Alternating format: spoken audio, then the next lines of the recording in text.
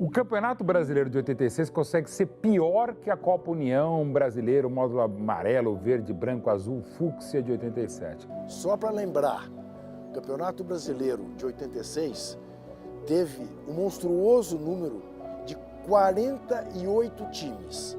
E o Sport do Recife ficou em 28º lugar. Não disputaria o Campeonato de 87 se o regulamento de 86 fosse cumprido, porque este determinava 24 clubes na primeira divisão de 87. Para resumir, passavam 32 para outra fase. Mas teve o jogo entre Joinville e Sergipe, que os pontos perdidos em campo por causa de um doping no jogador Carlos Alberto passaram para o Joinville. Com esse resultado, o Vasco seria eliminado, seria rebaixado. Entrou-se na justiça e conseguiram mais uma vaga. Em vez de se classificarem em 32 equipes dos 8 módulos, viraram 33. Para não fazer um campeonato estranho, ainda mais esdrúxulo com 33, subiram outros 3 convidados. O que era para ser 32 virou 36. Magicamente, o que faz a CBF? Descobre uma infração lá atrás, na primeira rodada, uma infração cometida pela Portuguesa. E tinha ido à Justiça Comum questionar, nada a ver com o jogo, mas questionar o destino de 10% das verbas, da arrecadação que tinha que ir para a federação local, para a Federação Paulista. Sport, Botafogo e Vitória passaram tranquilamente na primeira fase, que foi quando teve essa virada de mesa, onde o Vasco tinha caído, o Náutico tinha caído, o Santa Cruz tinha caído, mas acabou tendo uma virada de mesa e todos eles passaram. Só que na segunda fase, esses clubes tinham caído, se classificaram para a fase seguinte, eles ficaram dentro do Campeonato Brasileiro. E Sport, Vitória e Botafogo, que tinham passado na primeira fase sem virada, não ficaram. Ou seja, os primeiros tinham direito por causa da mudança do regulamento e os que caíram na segunda fase se sentiram prejudicados por causa da virada de mesa na primeira fase. A Justiça fez o quê? Todo mundo entrou no STJD na época, na Justiça Comum foi o Coritiba, Sport, Botafogo e Vitória entraram no STJD. Foi disputado mais no tapetão, mais fora de campo do que dentro de campo. Sem tirar o mérito do grande campeão que foi o São Paulo, de um ótimo vice-campeão que foi o Guarani, de um grande terceiro colocado que foi o América Carioca e que não se esqueça de Guarani e América como a elite depois esquecida dos dois. Uma bagunça 86. O 86 consegue ser pior do que aquele campeonato de 79 com 94 clubes e pela bagunça jurídica mais fora do que dentro de campo, um campeonato horroroso e que também levaria ao descalabro que seria o campeonato de 87. E no início de 87, já passando bastante tempo, porque o campeonato de 86 ele só termina no ano seguinte, 32 clubes tiveram direito. Mas antes de a bola rolar, a desgovernança da CBF, a partir do seu presidente Otávio Pinto Guimarães, em julho de 87, quase que 2 meses antes de a bola supostamente rolar no Brasileiro de 87, o presidente da CBF diz o seguinte: a CBF não faria o Campeonato Brasileiro aquele ano porque não tinha dinheiro para fazer o campeonato. Então precisava deixar de disputar o Campeonato Brasileiro daquele ano. Aquilo para mim incomodou o meu ouvido. Os clubes também não tinham muito dinheiro, mas tinham muita vontade de mudar. E aí foi fundamental a presença de 2 dirigentes principalmente, o presidente do Flamengo, Márcio Braga, e o presidente do São Paulo, Carlos Miguel Aidar, que se reuniram, se juntaram a outros 11 clubes e formaram em julho ainda o famoso, para o bem e para o mal, Clube dos 13. Se não houvesse o Clube dos 13, muito provavelmente não seria viabilizado um bom campeonato nacional em 87. O que não significa dizer também que o Clube dos 13 fossem só vestais. E a minha sugestão era a união dos grandes clubes de futebol brasileiro. E o Márcio Braga disse, esse nome é muito grande, vamos dar um apelido para ele. Só somos 12, Clube dos 12 e tal. Não, mas aí tem o pedido do Manuel Tubino, presidente do CND, que a gente deveria colocar um time do Nordeste. E o time do Nordeste mais afinado conosco é o Paulo Maracajá, que era deputado estadual e presidente do Bahia. Então vamos chamar o Bahia Clube dos 13 e tal, não sei o quê, então criamos o Clube dos 13. E assim nasceu o Clube dos 13.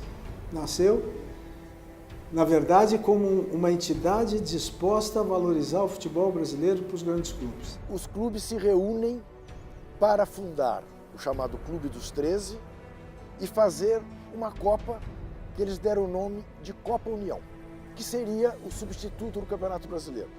Com 16 clubes, os 12 clubes, os 13 clubes de maior torcida do país e mais 3 convidados.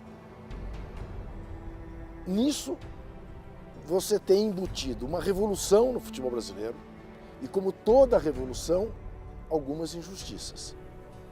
2 clubes são injustiçados.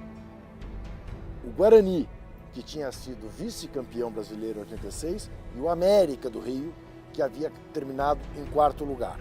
Num primeiro momento, o Clube dos 13 quis fazer uma competição com 16 clubes, entre os quais estaria o Guarani.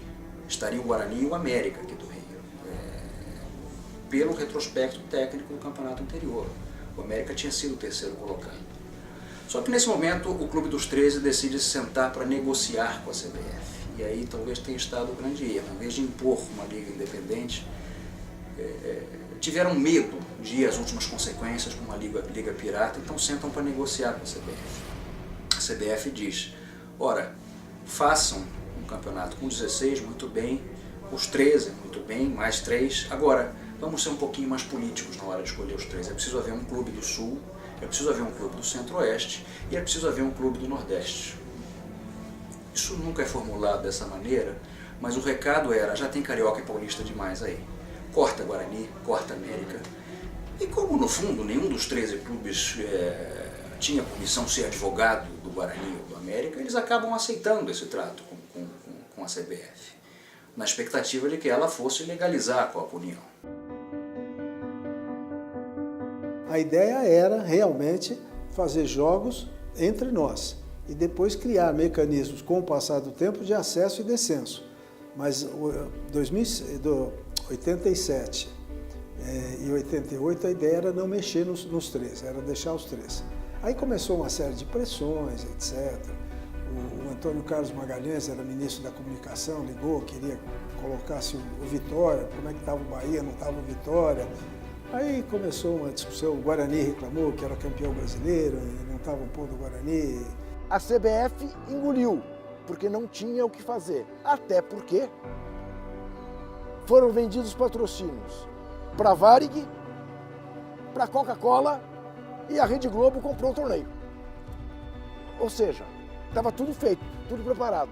Ao perceber o sucesso da Copa União, o senhor Nabi Abichedi, vice-presidente da CBF, então, inventou o tal do Campeonato Brasileiro com módulos, amarelo, vermelho, verde, azul. E do que era aquela bagunça, aquela quizomba jurídica, o brasileiro tinha gente com direitos meio que adquiridos. O campeonato anterior de 86 teve 80 clubes, o que se condicionava a ser uma primeira divisão, uma divisão de elite para 87, no mínimo teria uns 24. E os caras falando no campeonato de 13. Então não tinha como matematicamente acomodar todos os interesses. A CBF, ela não chega ali só porque estava o sucesso, também.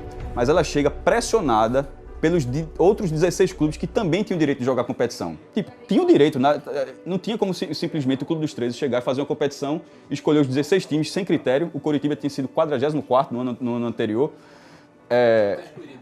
3 times do módulo amarelo tinham ficado à frente do Flamengo, que seria o campeão do módulo verde. O Guarani, esse aí para mim acaba a discussão, vice-campeão brasileiro de 86, não entrou no módulo verde. Nós resolvemos delegar ao Eurico Miranda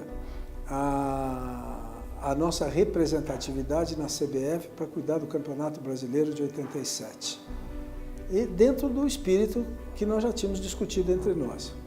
O Eurico foi para a CBF, representando-nos, e chegando lá ele acabou assinando um acordo com o Nabi Abichedi, que era o diretor de futebol da CBF, era vice do Otávio Pinto, mas era quem mandava no futebol. E o Eurico explica isso, que eu fazia aquilo, não teria campeonato. Foram incluídos mais 3 clubes no nosso grupo e criaram mais 16 clubes no outro grupo. Criou-se o módulo verde, o módulo amarelo e criou-se um cruzamento lá no fim.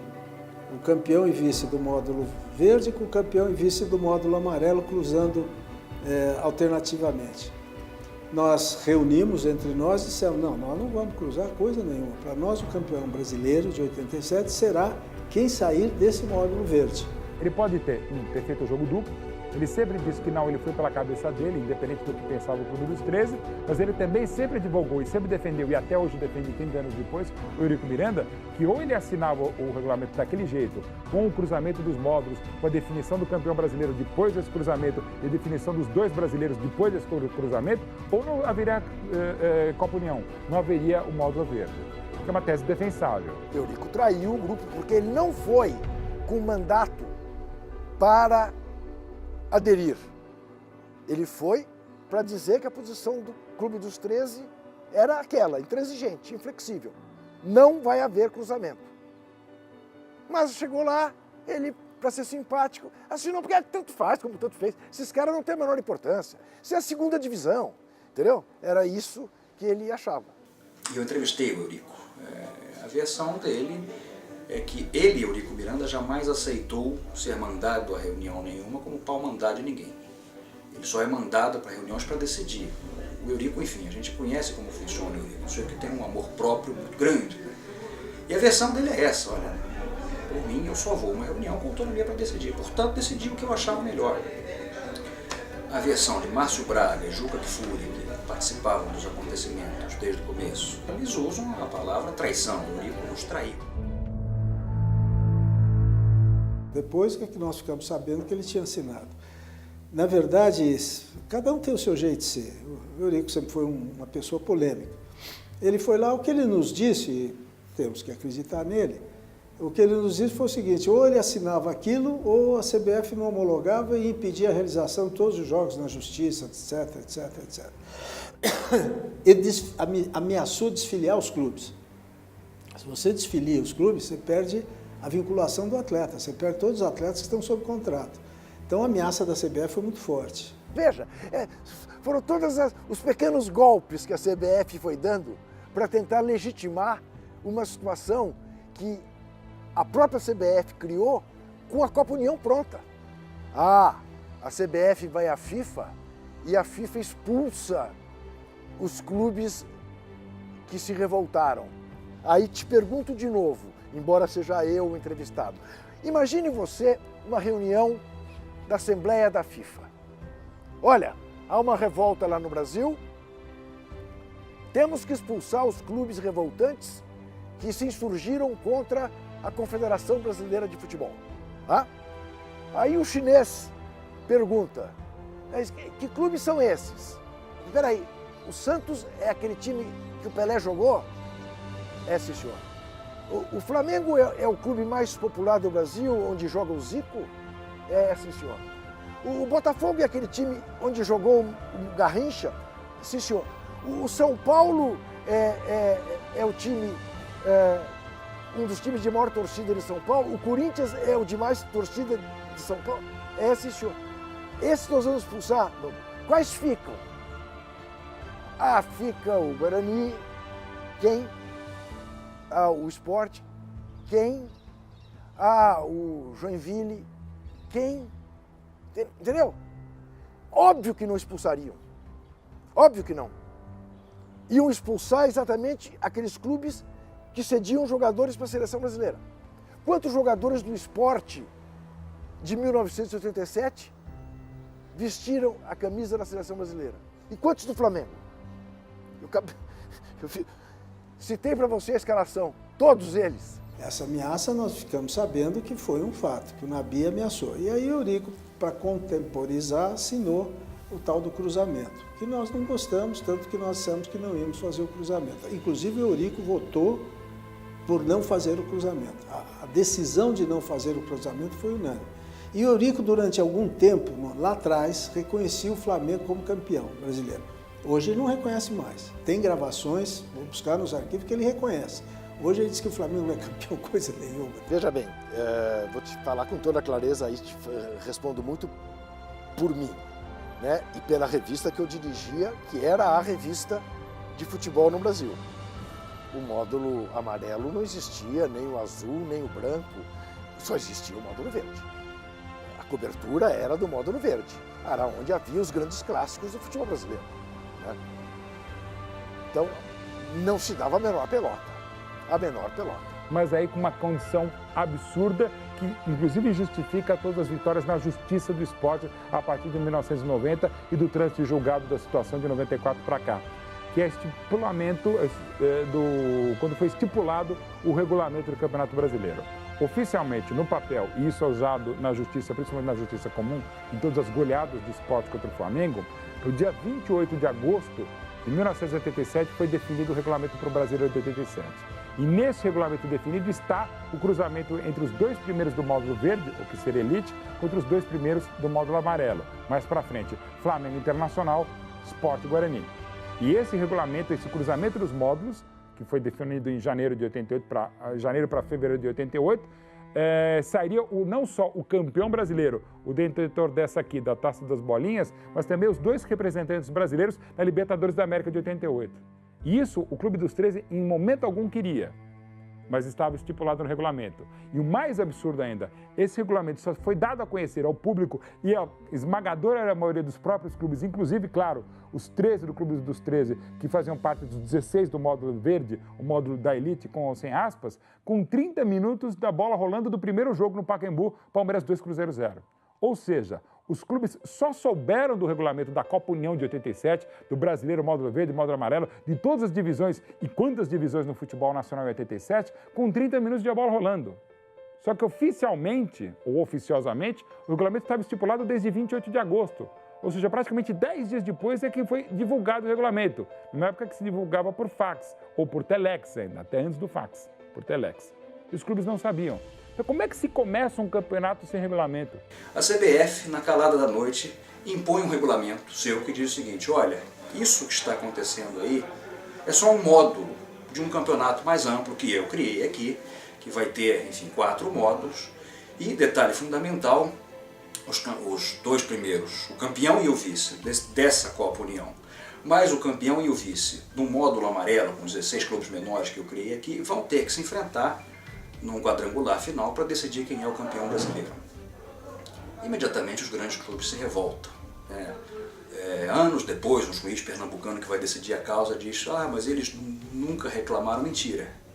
8 de setembro, 3 dias antes de o campeonato começar, foi feita essa reunião que definiu o seguinte: o módulo verde ele seria realizado da forma como foi proposta com aqueles 16 clubes, ou seja, não haveria uma mistura de grupos, foi uma condição imposta do verde, porém o amarelo aceitou o cruzamento. E por que o verde também aceita o cruzamento? Porque se não existe o cruzamento, o amarelo seria a segunda divisão. Porque não seria outro campeonato. Se não existisse o cruzamento, o campeonato seria a segunda divisão. E se o campeonato fosse a segunda divisão, esses 16 clubes poderiam acionar a justiça, porque eu tenho o direito de participar da primeira divisão. Então o cruzamento, ele validou a primeira divisão com as 32 equipes. Não havia receio nenhum, ninguém chamava de segunda divisão. O Campeonato Brasileiro era a Copa União, e a Copa União era o módulo verde, ponto. Ali era o Campeonato Brasileiro, o resto não era Campeonato Brasileiro.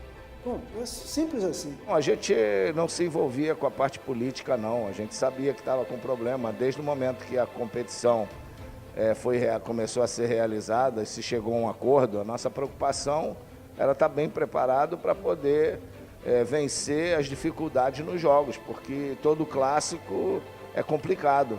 Então, você podia perder 2 jogos, mas sabia que o adversário poderia perder também e você tinha a chance de se recuperar. Então foram jogos dificílimos e acho que foi bacana, foi inesquecível participar daquela competição. Para nós jogadores é uma coisa, para nós a gente está disputando o Campeonato Brasileiro. Módulo amarelo, módulo verde, para nós era o Campeonato Brasileiro. Para nós não tinha essa diferença. Para dirigente, como você falou, podia até ter. Mas para nós jogadores a gente estava disputando o Campeonato Brasileiro. O que falava para nós é que o Campeonato Brasileiro foi dividido em 2 módulos. O verde e o amarelo e no final seria uma disputa para ver quem seria o campeão brasileiro. O que eles passavam para nós era isso. Foi a imposição do amarelo que o verde aceitou, mesmo que internamente o grupo tivesse acordado que não disputaria aquele quadrangular. Talvez por uma questão da época, de como era o futebol feito na época, de que a opinião popular ou derrubaria na justiça, porque até aconteceu. Mas, quando tem a final do módulo verde, o Flamengo ganha a Copa União, recebe um troféu feito especialmente para aquela edição, não era um troféu oficial da CBF. O Flamengo se declarou campeão brasileiro. Jornais do Rio, de São Paulo, declararam o Flamengo como tetracampeão brasileiro na ocasião. Só que, no Recife, isso não aconteceu, a cobertura continuou. Inclusive, é no mesmo dia que tem Sport e Guarani, no 11-11. Aí é tal história, né? Quer dizer, claro que é sempre... Aí tem a visão, digamos, parcial, né, de quem mora em São Paulo e que, vamos dizer, é mais influenciado pela imprensa do eixo Rio-São Paulo, né? Mas os jornais importantes do país, ninguém punha em dúvida que o Clube dos 13 estava certo. ninguém punha em dúvida. Uma decisão por pênalti que empata realmente foi um erro grande do Sport, mas o objetivo era o seguinte: os 2 primeiros do verde e os 2 primeiros do amarelo disputariam o quadrangular final. Então, ser campeão do amarelo ou ser campeão do módulo verde era irrelevante. Era irrelevante. Então, o Sport e o Guarani tentaram decidir o amarelo, mas quando foi batendo pênalti, estava em 11-11, os presidentes em campo, que era uma coisa na época, não é que eles invadiram, não, porque na época os presidentes, os dirigentes podiam ter acesso até ao banco de reservas para acompanhar o jogo.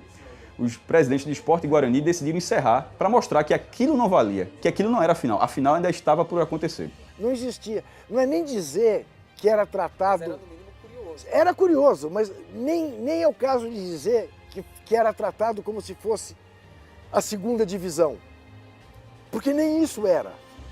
Nem isso era.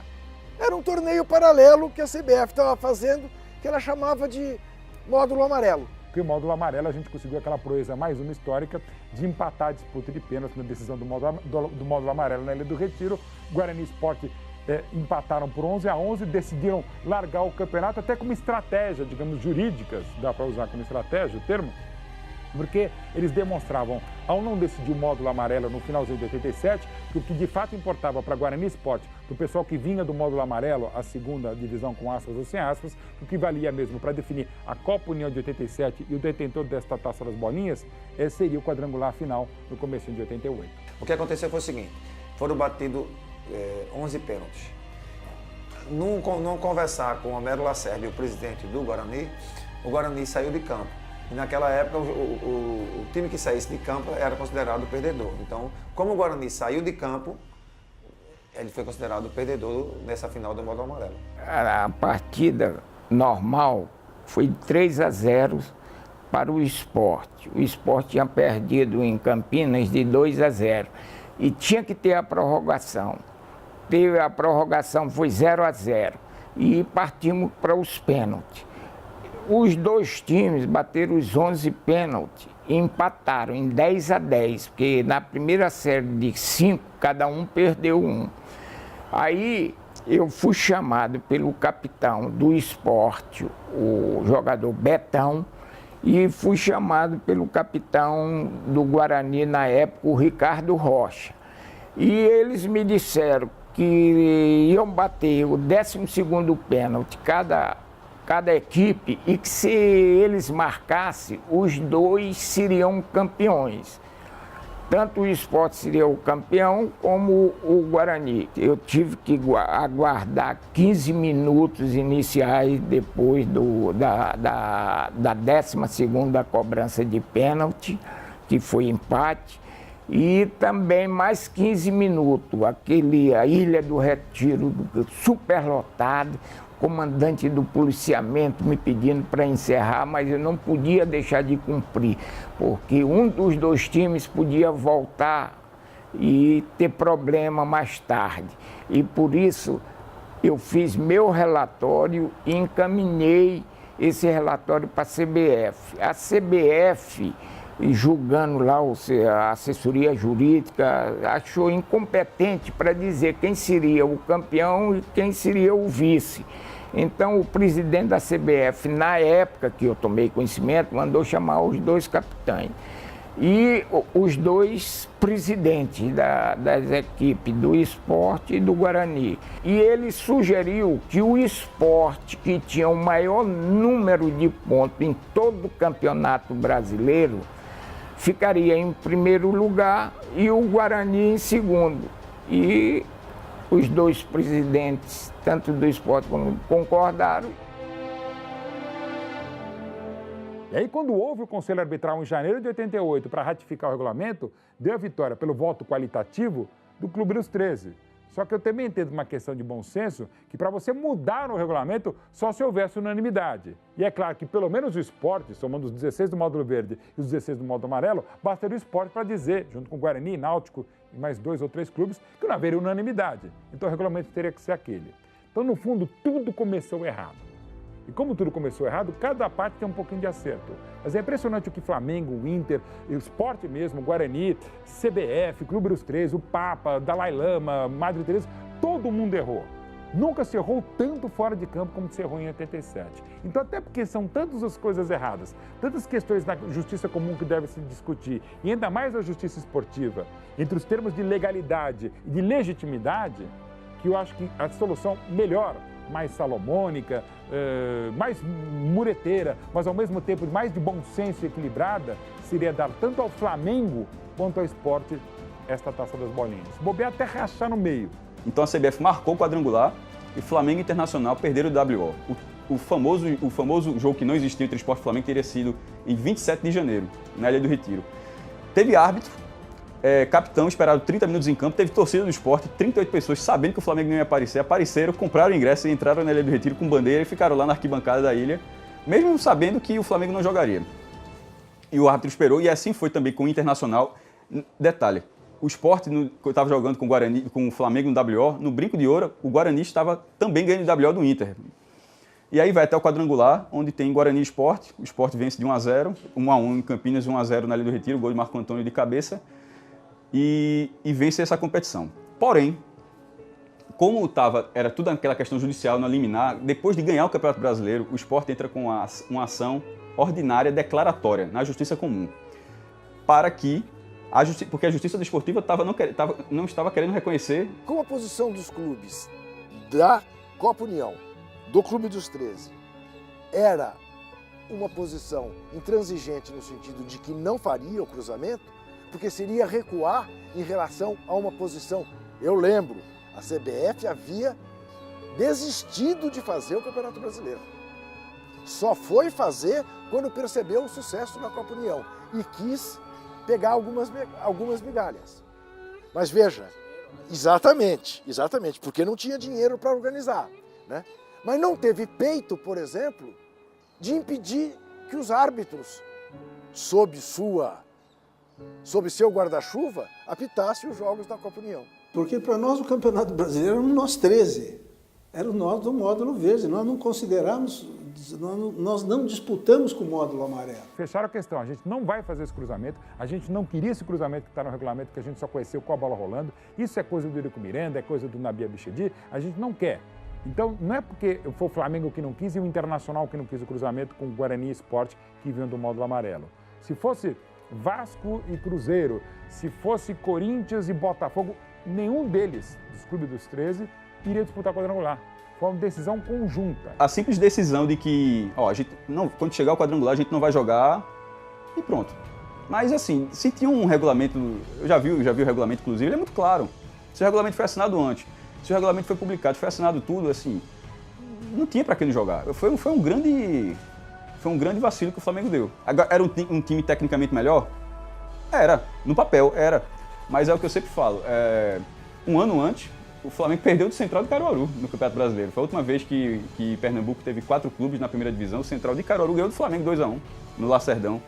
No ano seguinte, Flamengo e Sport se encontraram no Brasileiro. Foi um jogo duríssimo. O Flamengo venceu, foi o jogo do Maracanã. Foi um jogo complicadíssimo. E o Sport tinha um pouco da base ainda e o Flamengo também.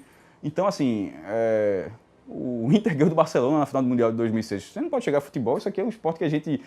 Você não pode chegar a dizer, esse ganharia desse. A chance era grande? Era, mas podia ter ido para campo, tirar essa dúvida. Mas Flamengo e Inter, a essa altura, achavam que a questão seria decidida na justiça desportiva, que era o âmbito competente para decidir uma questão dessa. E quando a justiça desportiva se pronuncia, meados do ano, ela dá ganho de causa ao Flamengo e ao Internacional, né? Manda a CBF voltar atrás na homologação do título do esporte. Mas a essa altura, tanto os grandes clubes, enquanto corria esse quadrangular da CBF, tanto os grandes clubes quanto a torcida estavam em outra. Na data em que a CBF marcou o primeiro jogo que deveria ter sido do Flamengo nesse quadrangular, o Flamengo está fazendo um jogo de comemoração pelo tetracampeonato contra a seleção da Costa do Marfim. Internacional e Flamengo, eles não quiseram disputar, tanto que as partidas foi WO, eles não foram para o jogo. Nós entramos em campo, o juiz, esperamos dar o tempo que era necessário para dar o WO e o Internacional e o Flamengo não compareceram, nem para jogar contra o Sport, nem contra o o Guarani. A gente tem que levar em consideração algumas coisas. Por exemplo, em primeiro lugar, foram os presidentes dos clubes dos 13 que decidiram que o campeão ia sair daí. E eu acho normal isso, porque a equipe que disputa a Série A, obviamente, ela vai jogar sempre contra os grandes. E no momento que se disputa uma Série B, a competição ela é forte, ela é pegada, mas não como uma Série A. Na verdade, quando nós jogamos o título em cima do Internacional, o grupo pediu até para o nosso presidente, que na época era o Márcio Braga, para a gente jogar contra o Sport. Mas ele tinha um acordo do Clube dos 13 que não era para jogar. Nós, jogadores, nós jogaríamos sem problema algum. Mas o campeão, independente de qualquer coisa, o campeão é dentro das 4 linhas, dentro do campo. E o Flamengo conquistou esse título dentro das 4 linhas. Cara, a gente queria jogar, entendeu? A gente queria jogar contra Flamengo, entendeu? Porque a gente estava muito bem nesse ano. O Sport estava bem, a gente confiava em nós. Então a gente queria jogar. A gente sentiu por não ter jogado, entendeu? E aí a Ilha do Retiro estava lotada. Então a gente queria jogar.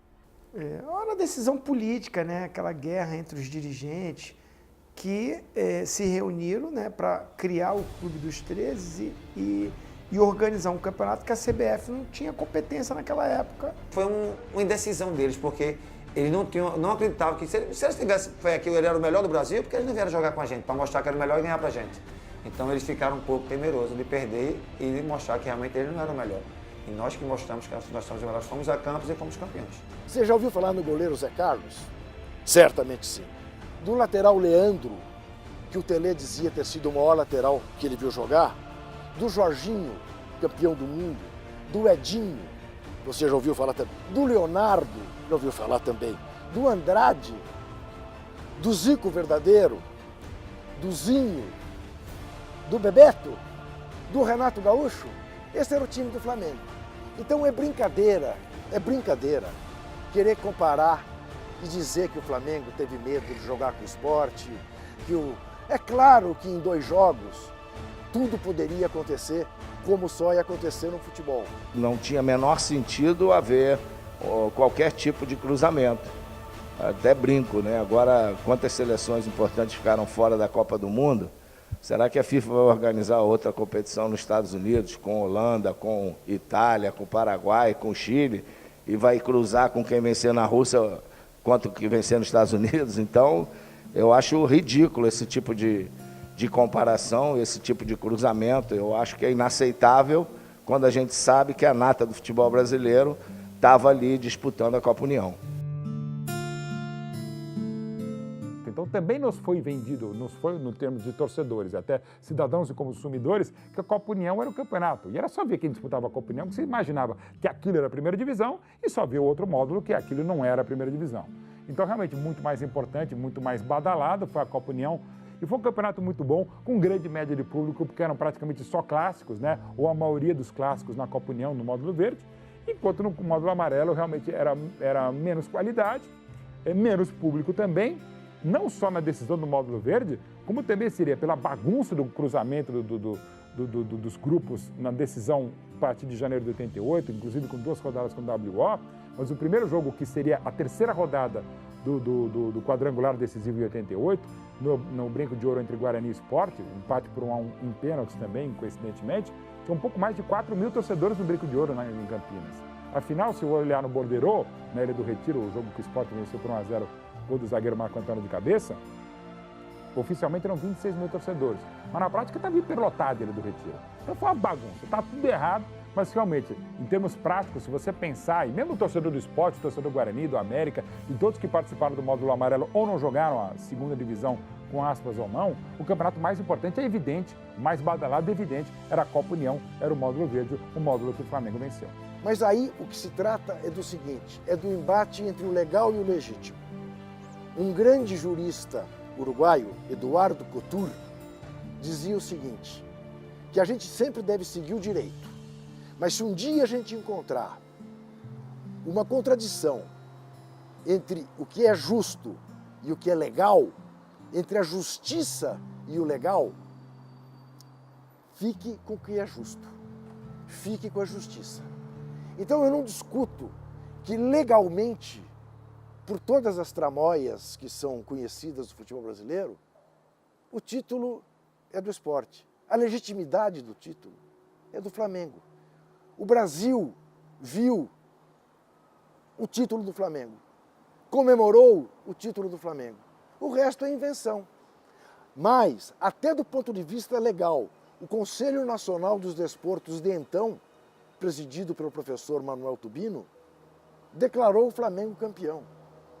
Então, agora aí entra essa coisa da justiça esportiva, vai dar no STF. O STF, se meter nisso, tem mais o que fazer. Não é à toa que está tão gozando de pouca credibilidade no país, né, por todas as artimanhas e armações que tem havido lá. E a CBF queria cruzar, nós tínhamos combinado não cruzar, os nossos dois, do nosso modo, resolveram não cruzar e a CBF declarou o Sport campeão. Mas para mim, e para quem viveu aquele momento de criação de um momento novo no futebol, o campeão brasileiro de 87 foi o Flamengo. O Flamengo tem o direito de se achar campeão, de lutar, isso aí eu não tiro o Flamengo não, embora discorde. Teve a oportunidade, escolheu um caminho errado e não conseguiu reverter. Agora, parte da imprensa, sim. Porque, na época, essas decisões elas foram publicadas nos principais jornais. E eu não me refiro ao Diário de Pernambuco, ao Jornal do Comércio. Elas saíram no Jornal do Brasil, saíram no Estadão, saíram na Folha de São Paulo. Elas estavam lá ao alcance de quem quisesse se informar. Então mas passado aquele tempo, quantas vezes já não se falou até hoje? Hoje menos, justamente por causa do acesso à informação, mas quantas vezes não se falou que o regulamento foi modificado durante a competição? Assim, se isso fosse uma verdade, enfraquece o pleito do esporte. Porque, tu ganhasse um campeonato que mudou no meio da competição, o outro já estava certo, mas isso não é verdade. Mas o campeonato o regulamento foi decidido antes. Então, alguns mitos foram feitos. O Flamengo tinha vários jogadores da seleção brasileira e o Sport nenhum. Que critério é esse? Isso não é critério para decidir se um é campeão ou outro não é campeão. Você tem que seguir uma fórmula proposta. A fórmula foi proposta, a fórmula foi aceita. Se os integrantes do Clube dos 13 decidiram não topar, eles compraram a briga. Mas você pode perder uma briga. Eu podia ter jogado em outro clube, eu poderia só estar opinando hoje aqui, eu iria opinar a favor do Flamengo. Futebol se ganha dentro das 4 linhas, entendeu? Futebol se ganha dentro das 4 linhas, com todo o respeito ao esporte. Eu queria ver o pessoal do esporte se fosse o inverso, o que eles iriam falar também. Então, fiquei feliz em participar daquele grupo do Flamengo. Volto a repetir, futebol, naquela época, na época de hoje, se ganha dentro das 4 linhas.